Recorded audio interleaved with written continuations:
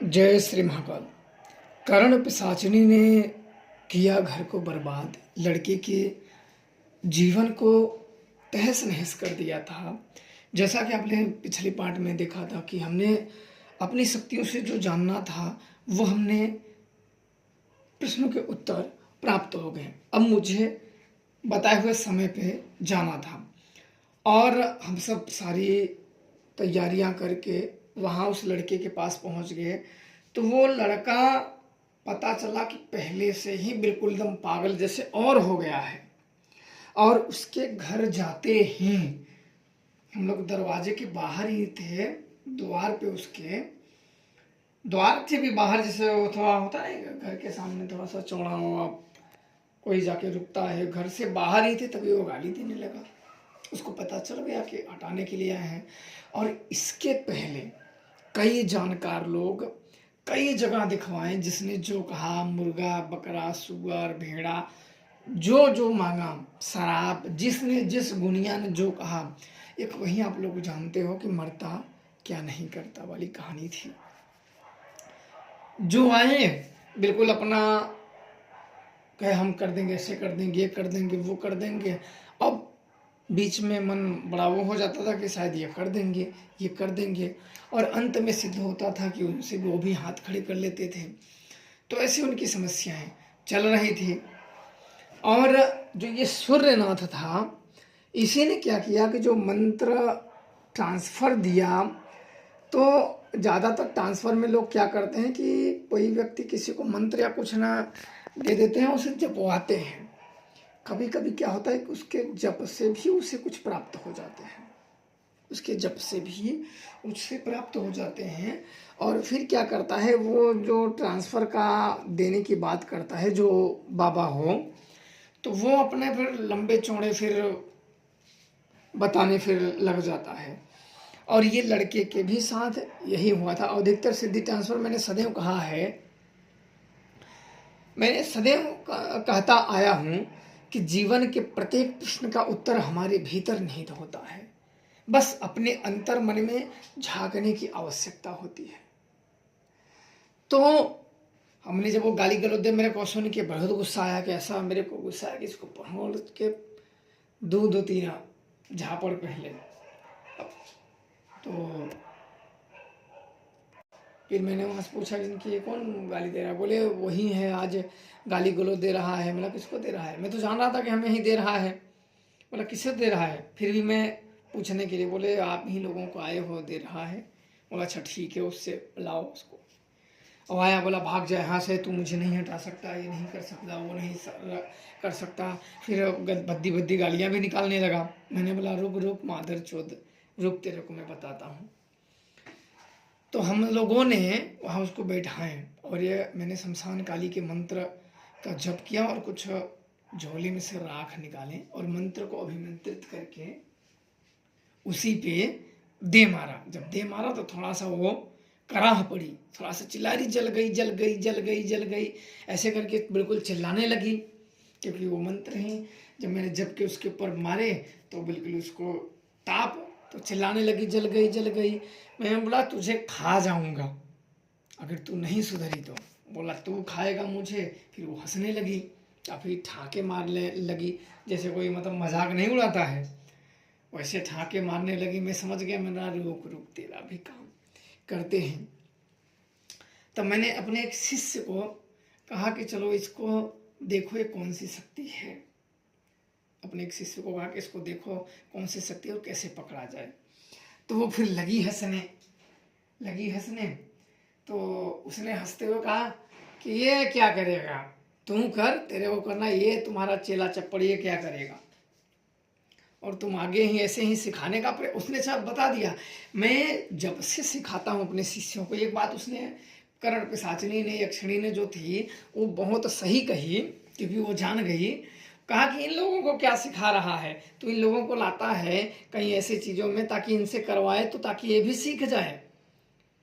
तो मैं जब भी जितने भी चाहे नवरात्र हुआ, मैं यहाँ आप लोगों को एक चीज़ बता दूँ कि जितने भी कई बार ऐसे होता है, सबको नहीं, कई लोग ऐसे होते हैं जो जिसको मैं जो शिष्यों को मैं सिखाता हूँ तो उनसे अधिकतर उनसे भी उनको दिखवाने लगता हूँ। मैं सोचता हूँ कि वो लोगों को देखने आ जाए, वो लोगों को देखने आ जाए और वो लोग भी इस चीज़ में जानकार हो जाएं, तो वो अन्य चीज़ों में अपने कामों में जहाँ वो जाएं तो किसी की प्रेत बाधाओं को वो बड़ी आसानी से निकाल सकते हैं, हटा सकते हैं, क्योंकि गुरु ऐसे ही सिखाते हैं और मैं भी ऐसे। तो वो कह के हंसने लगी कि इसका परिणाम भी तू जाना कि नहीं। और इसका परिणाम भी मैंने जाना था। क्या हुआ था मैं आप लोगों को बताऊं। उसने जब कह दिया तो इसलिए आपको बता रहा हूं कि मैं जिनको सिखाने के लिए जब कोई आता था उसको इसे दिखाते थे, तो उसको क्या होता था कि उसके मन में अहंकार आ जाता, हम तो बड़े बाबा बन गए हैं। और फिर जिसको ना ऐसे लोगों को ना, फिर कई लोगों को मैं चाहता तो उन लोगों को बस 10 मिनट में ही उनको भूत पकड़ के उन्हें ठीक कर देता था, कर सकता था और किया भी कई। पर मैं सोचता था कि कुछ शिष्य भी मेरे उन चीज में जानकार हो जाएं और आगे निकल जाए ताकि भविष्य में वो करें। पर इन लोगों ने क्या, वही धूर्त वाली कहानी वो कह के बड़ी हंसने लगी। बिल्कुल मैं समझ गया वो चीज में हंस रहे, मैं जान भी रहा था और वो भी जान रही थी कि वो पिशाच नहीं थी, सारी चीजें जान रही थी। उसने कहा परिणाम क्या हुआ। मैंने बोला परिणाम छल हुआ, कपट हुआ।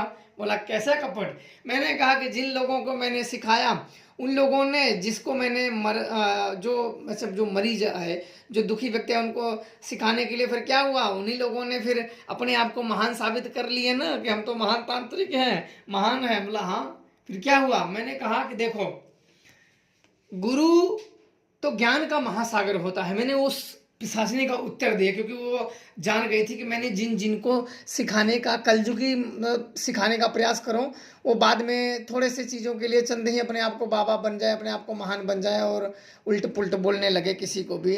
तो वही उन लोगों ने किया और वो चीज़ जान के वो बताने लगे।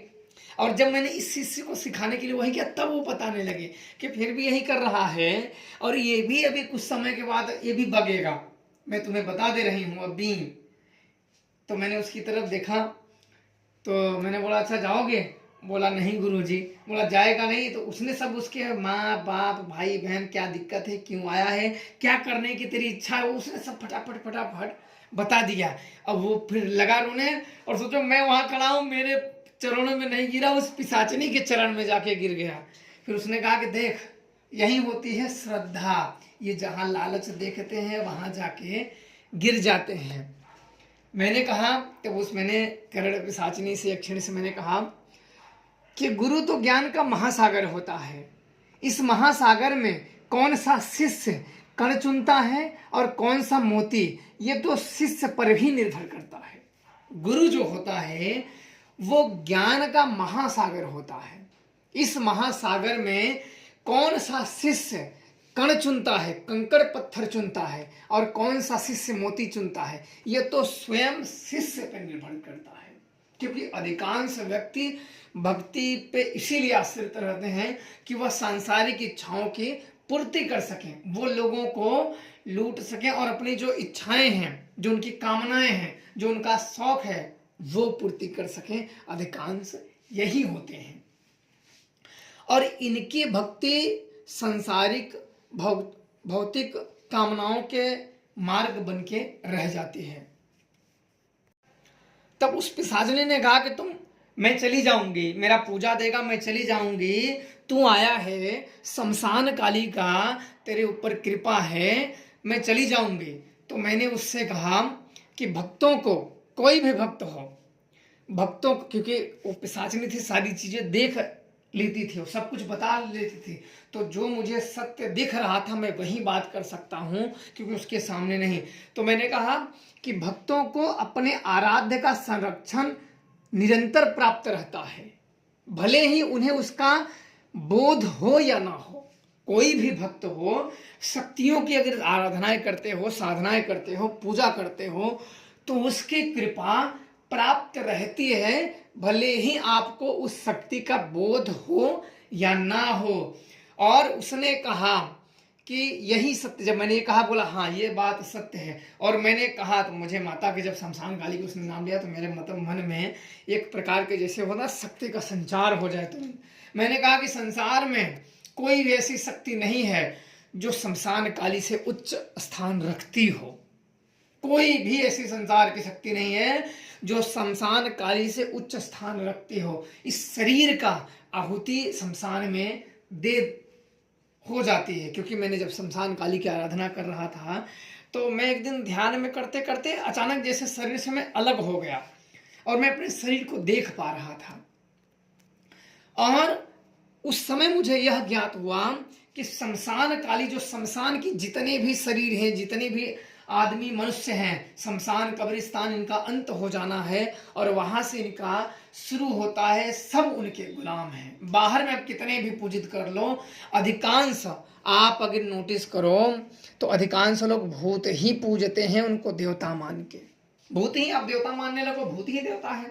अधिकांश आप उनकी हिस्ट्रियों में जाओगे तो आप देखोगे कि वो 1 साल, 100 साल, 200 साल, 300 साल, 400 साल, 500, 600 साल, 700 साल, तो अधिकतर वो मरे होते हैं।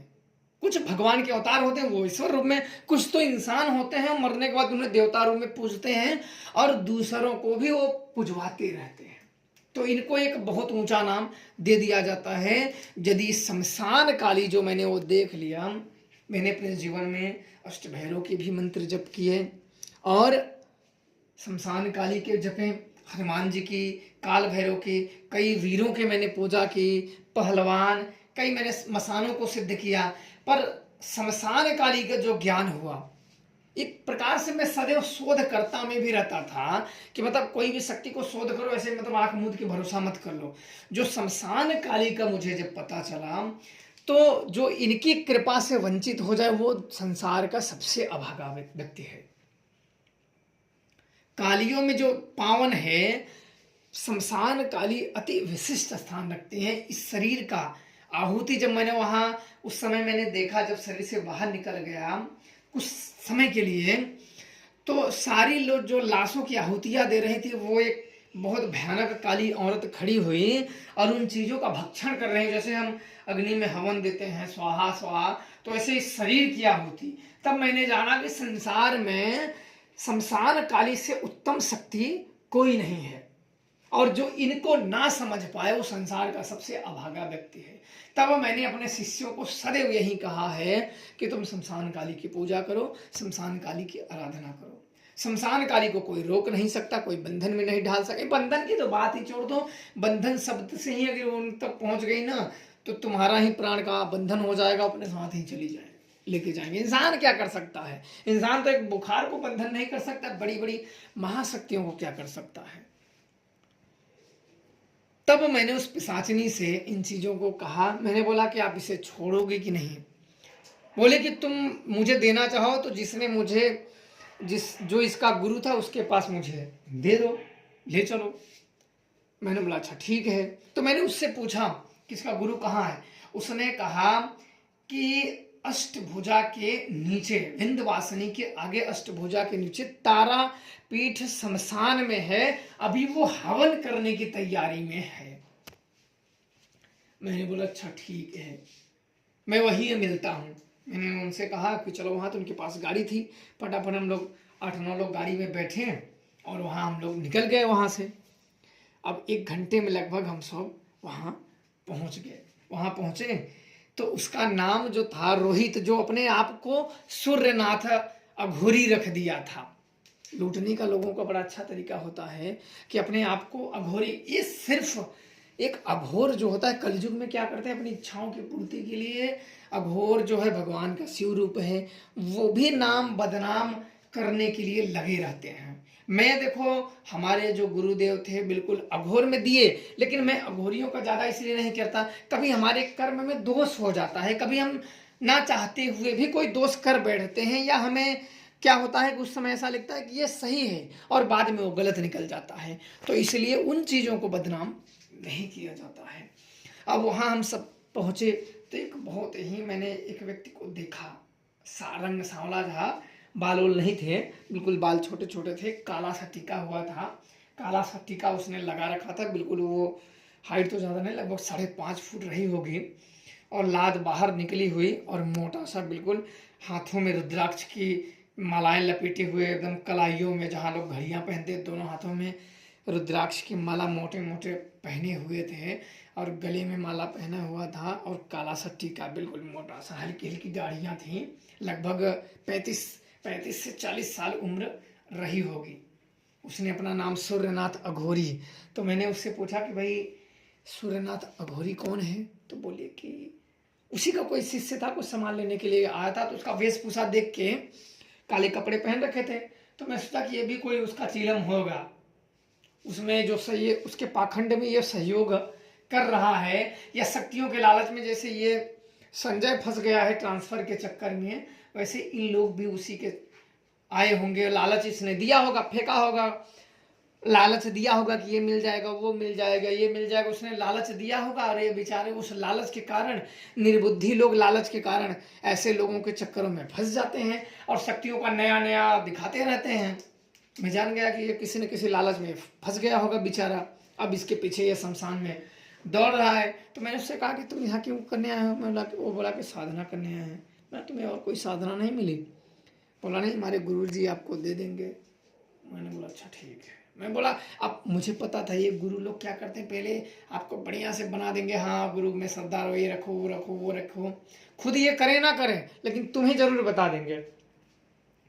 अब क्या हुआ, कोई बेचारा अच्छा चला गया। मैं वहाँ गया तो मैं दूर से वहाँ पे बैठा था। मैंने बोला रोहित, मैं जानता था उसका असली नाम वो है, तो और इसमें से जिसका नाम रहेगा, मैं ये तरकीब मैंने निकाली थी। मैंने बोला कि नाम लेके से चिल्लाते हैं तो वो नाम रहेगा तो तुरंत वो कुछ ना कुछ एक्टिविटी करेगा। मैंने दूर से रोहित, तुरंत उठ कर पका के देखने लगा किधर से आवाज़ आई, किधर से आवाज़ आई। तो मेरे को तुरंत पता चल गया कि वही है वो जो वेशभूषा, उसे शक तो था कि वही है, लेकिन कंफर्म करना था कि हाँ वही है। अब हाँ उसके पास गए तो जाने के बाद बोले कि और बताइए कैसे हो? बोले बच्चे ठीक हैं। मैंने बोला अच्छा। बच्चा बोला कि बच्चे ठीक हैं। कैसे आना हुआ, क्या बात है? बोला हमें भी कुछ शक्तियाँ आप ट्रांसफ़र में दे दो। तो बोला कि ठीक है, लग जाएगा, इतना पैसा लग जाएगा। पहले तो बोला फ्री में। तो ये फ्री वाला जो चक्कर होता है ना, ये साले लोग ना ये दिखाते फ्री के हैं, ये पीठ पीछे बड़े घाती होते हैं। मैंने बोला अच्छा। बोला कि ठीक है, फ्री में सिखा देंगे। तो एक चेला ने बोला ठीक है, क्या करना होगा? बोला आप बैठे, मैं आता हूँ। तो कुछ कहीं गया, कुछ चाकू को चिमटा उमटा लेने के लिए।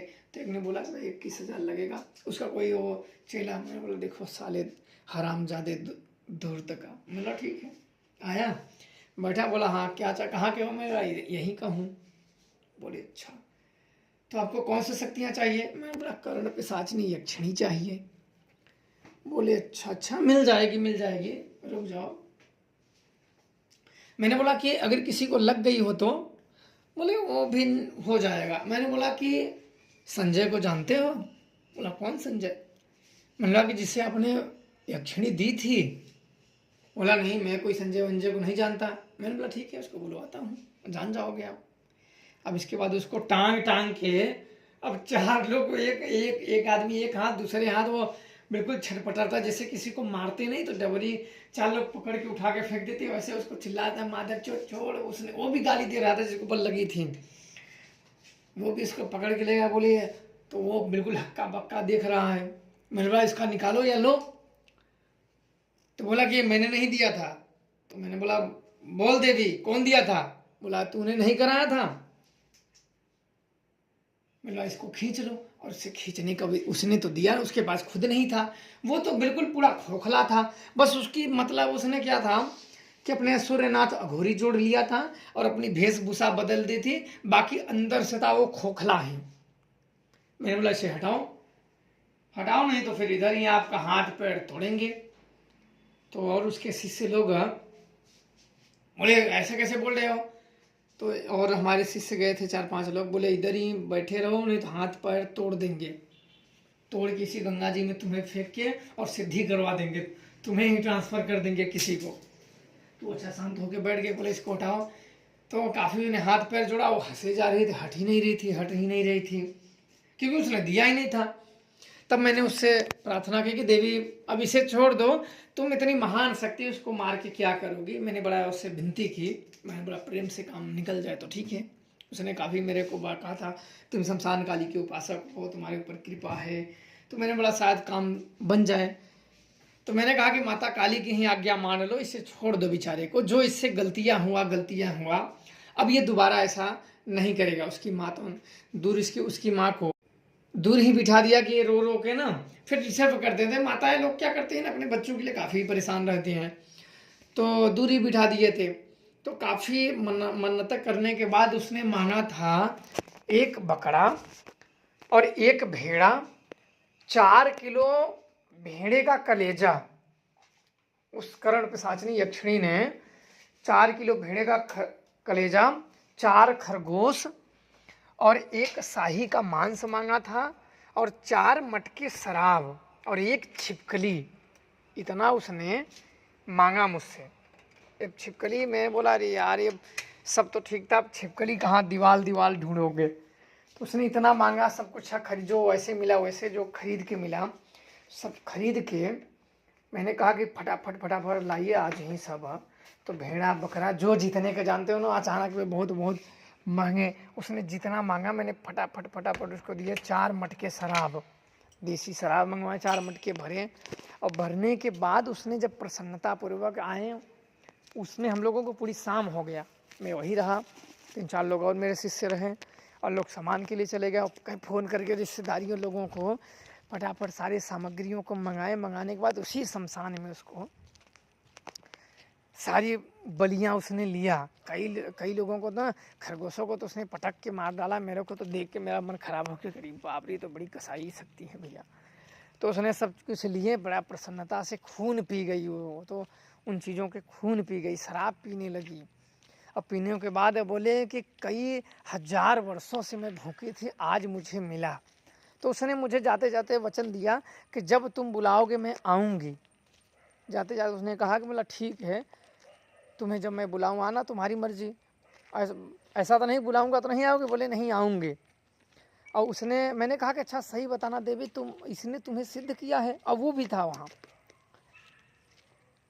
तो उस जो साधक, उसका गुरु जो दिया था, बोला नहीं ये लोग सिद्धियां नहीं, मैं खुद से इसको प्रसन्न कर लिया। घोड़ा बढ़िया था। घोड़ा का मतलब होता है जब शरीर पे सवार होती है ना, तो देखते हैं कि शरीर अच्छा खासा है, तो उसमें चढ़ के चूसती रहती हैं ये सब शक्तियाँ।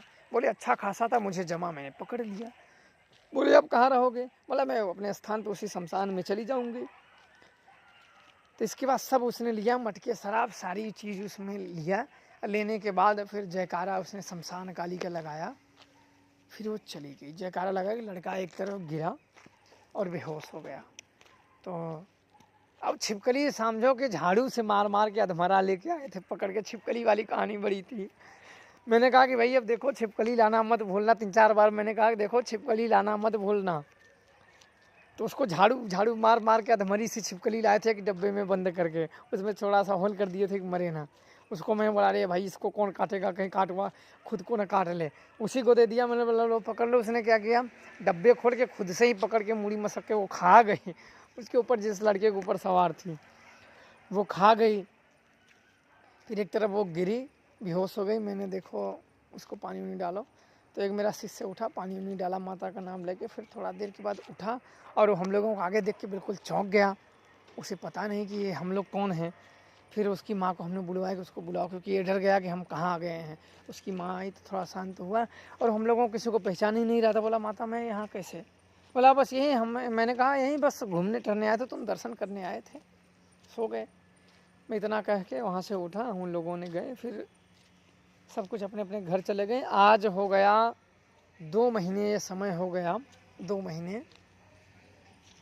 मेरी एक दिन बात हुई थी 2 महीने पहले। लड़का बिल्कुल सही है। अब अपने जीवन में शादी, शायद इसी अप्रैल में उसकी शादी थी, लड़के की शादी थी, और शादी हो गई।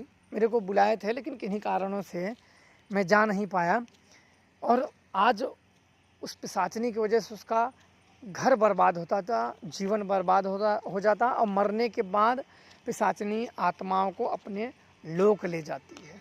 तो कई लोग ऐसे ट्रांसफ़र के चक्करों में परेशान रहते हैं और चंद लोगों में से चाहते हैं कि हम प्राप्त कर लें। तो मैं आप लोगों को बता दूं कि अधिकतर धूर्तता ही चलती है। ट्रांसफ़र के नाम पे रहता है, कोई चंपूलाल नाम रखता है, कोई अघोरी, कोई महात्मा, कोई क्या रख के, और आप लोगों को सदैव इसमें धकेलने का काम करता है। अकेले उन लोगों का दोष नहीं है, लेने वालों का भी दोष है। लेने वाले सोच, एक तो मर रहे हैं, दूसरा सोचेंगे हम इससे लेके जी जाएंगे, और उल्टा और मर जाते हैं। तो ऐसी गलतियां बिल्कुल ना करें, और नहीं इसी संजय की तरह मरोगे। ये तो हला बच गया, कहीं आप लोग बच भी ना पाओ। तो आप लोग अपने बुद्धि और विवेक से काम लें, खुश रहें, प्रसन्न रहें। शमशान काली की आप लोगों पे कृपा सदैव बनी रहे। जय श्री महाकाल।